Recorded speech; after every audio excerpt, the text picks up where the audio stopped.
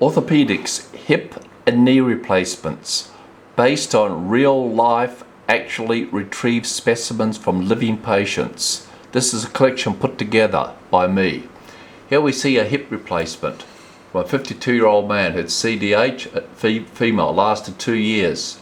First hip was a Muller, this one is a non-cemented. Here we have a pin system that's used for inserting bioabsorbable pins for fractures.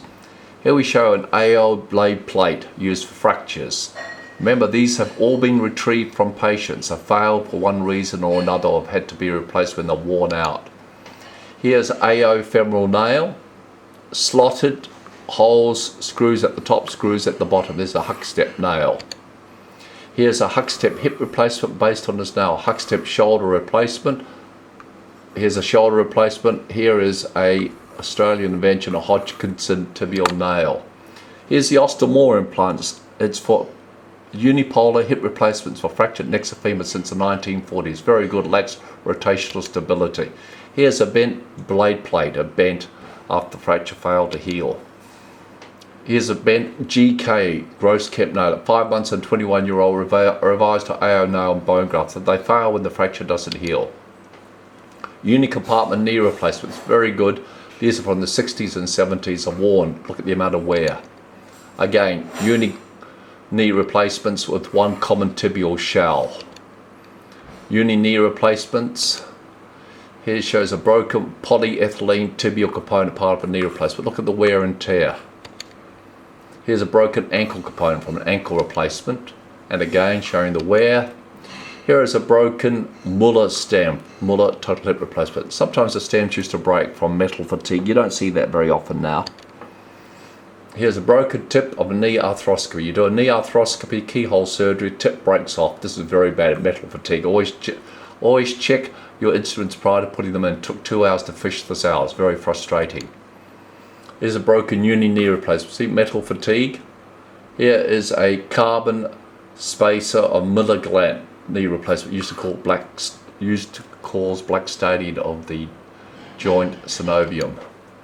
Here is a cemented total knee replacement, side view, and here we have a ceramic head inside a polyethylene liner of a metal shell. Ceramic liner for a hip replacement, and here we have a Charnley stem developed by Sir John Charnley, and here we have a whole view of Charnley hip replacement. It's a classical with a round back, less of a round back, and here's a long stem for revision cases. Various types, a standard cobra round back. Condotome blade used in arthroscopies to burr away debris. Close up view. Here's a plate, compression hip screw plate. The cleverest and most useful device in orthopedics for treating fractured necks of femur. It's simple, allows compression of the fracture in a controlled manner.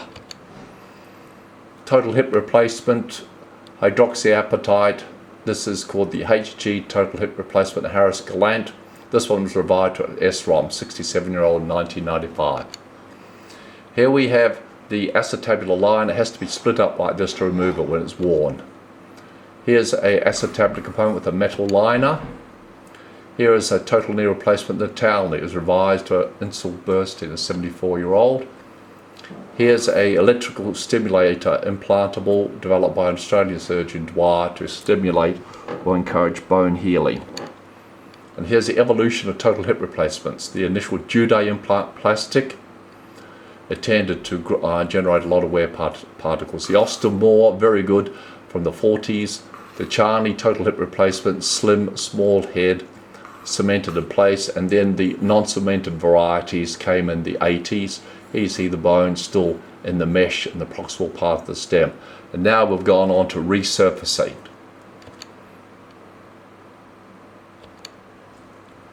Here's a revision hip system for MIS total hip replacement. It holds the shaft as you remove the old femoral component because the femur is thin and shattered. It holds it in one place. Fixation device, fractured neck of femur, old type. Here's a gripper cup of an acetabular component used to wind it into place. There it is in profile. Look at the sharp edges to wind into the acetabulum.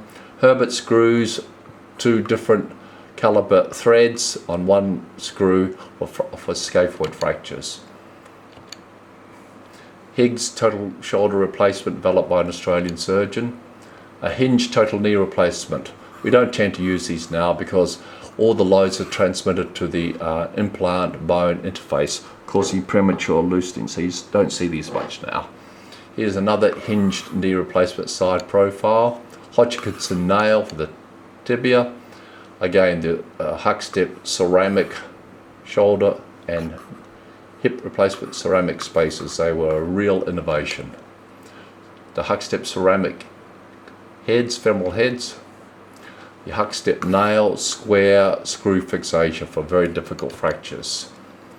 Humeral locking nail, it has 2 angles to be able to place it ideally.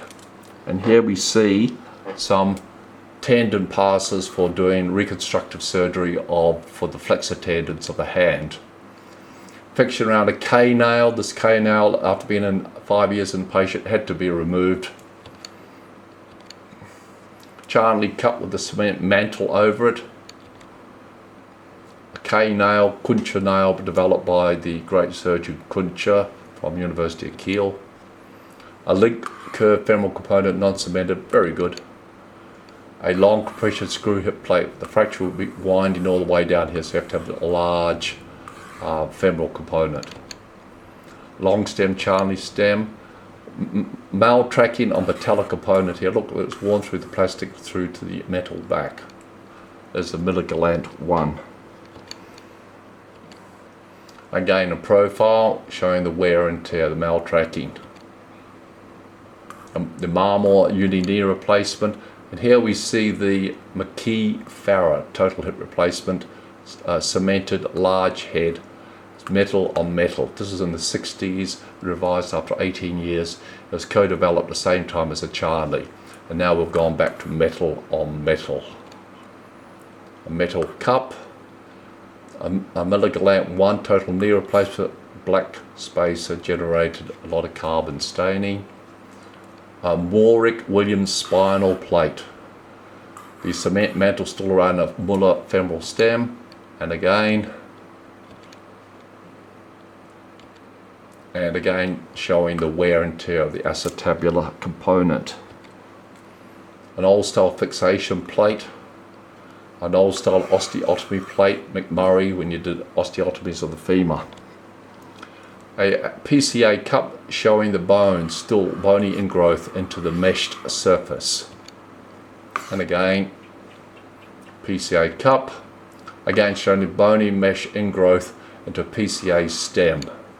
Again, PCA total knee replacement loose after 10 years revised. Here's a pin in situ for slipped upper femoral epiphysis after 21 years. Here it is at time of replacement or time of total hip replacement. Look at the bony ingrowth. This is part 1. Look out for part 2 in this series, please.